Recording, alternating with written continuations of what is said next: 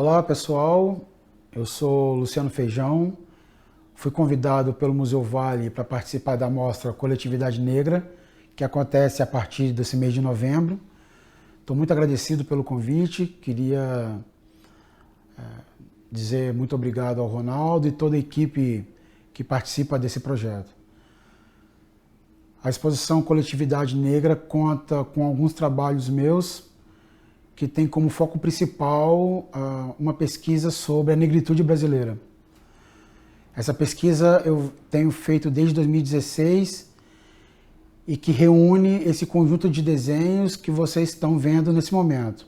Os materiais usados nesses trabalhos são carvão, giz pastel seco, lápis, nanquim e alguns materiais alternativos como escova de dente e gilete. Todo esse material ele é organizado para que as imagens possam ter a maior carga matérica possível. Eu gosto de trabalhar imagens que têm uma carga de matéria muito excessiva. Então vocês vão ver que os desenhos são pensados muito a partir da presença desses materiais. São desenhos quase escultóricos, né? Os desenhos que têm uma presença da tridimensionalidade muito forte. Então, toda vez que eu vou trabalhar uma imagem, fazer um desenho, a ideia de escultura está muito presente. Então, os meus desenhos, eles têm uma carga escultórica muito grande. Eles são pensados como se fossem realmente esculturas. E a sensação que se tem é que as imagens têm uma tridimensionalidade muito grande. Todos esses materiais, seja o carvão, o lápis, o giz pastel, seja a escova de dente, o nanquim, a gilete, todos esses materiais, eles são escolhidos porque o discurso que eu quero fazer precisa ter a presença desses materiais. Então eu só consigo trabalhar uma imagem que possa ter um discurso muito eficiente, digamos assim, a partir da presença massiva desses materiais. Então, por isso que a carga de material utilizado é muito grande. Vocês vão poder acompanhar nos desenhos expostos. Bom, e uma outra questão importante também é que esses desenhos eles são feitos para que se torne uma proposição política, para que se discuta o racismo brasileiro, a negritude, a presença de homens e mulheres negras pós-escravidão e como isso constituiu a sociedade brasileira. Para poder pensar esses temas, é importante usar um material que possa ser condizente a esses temas.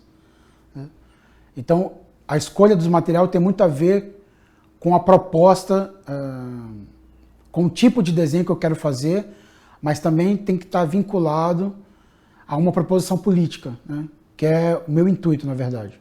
Os trabalhos que estão sendo exibidos nessa mostra, eles fazem parte de 3 eixos principais. O primeiro eixo fala da torção do corpo. O segundo eixo fala sobre as escravas amas de leite, suas fisionomias e seus desmembramentos. E o terceiro eixo fala sobre anti-anatomia. O primeiro eixo, torções, vai mostrar corpos de homens e mulheres negras deformados a partir de uma ideia de desobjetificação do corpo negro.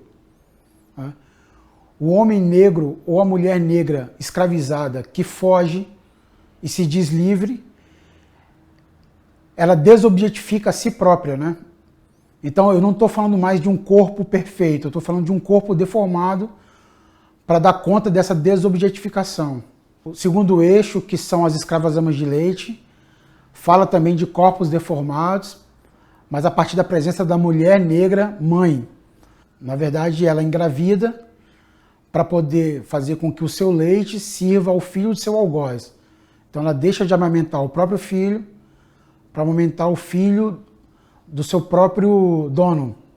E para poder representar isso, o que está em jogo é, novamente, corpos deformados de mulheres negras. Ao mesmo tempo, eu crio uma outra problematização a partir da presença do quadro da Tarsila do Amaral chamado A Negra. Eu faço uma releitura desse quadro para poder trazer um ponto de discussão no próprio quadro da Tarsila do Amaral. que despolitiza o debate sobre a presença da mulher negra escravizada.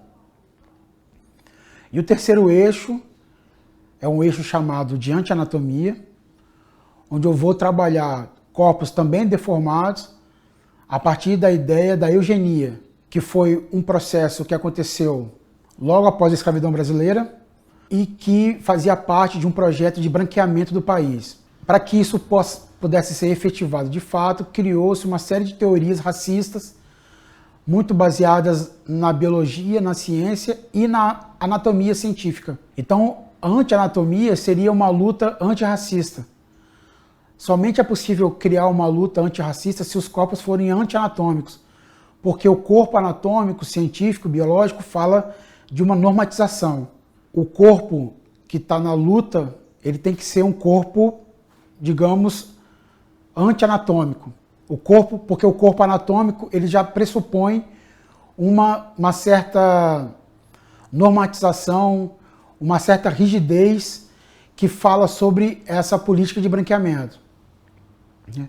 Em que você precisa destruir os corpos negros para dar conta dos corpos brancos nesse país.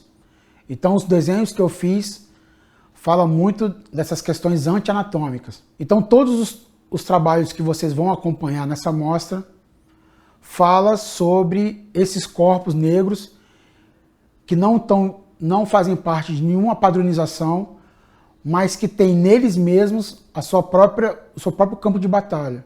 É muito importante entender que esses corpos, nesses três eixos, são corpos que foram pensados, desenvolvidos, desenhados, construídos a partir de uma proposição política bem clara, né, que é a luta antirracista.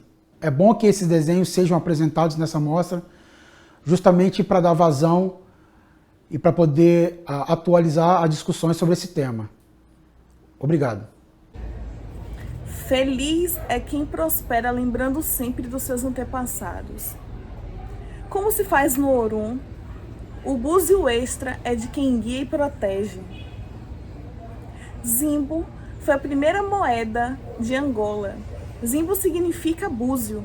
Búzio é riqueza ancestral. Búzio vem do mar, das águas salgadas, de Mãe Iemanjá. Apresento a vocês a exposição Zimbo. A arte em fotografia, numa poética imagética, trazendo a força ancestral das águas, junto ao elemento tão importante, com tanta simbologia, que é o búzio, a concha. Através da concha recebemos mensagens de outras dimensões, mensagens espirituais. Receba essa energia, receba esse axé, receba essa exposição com muito carinho.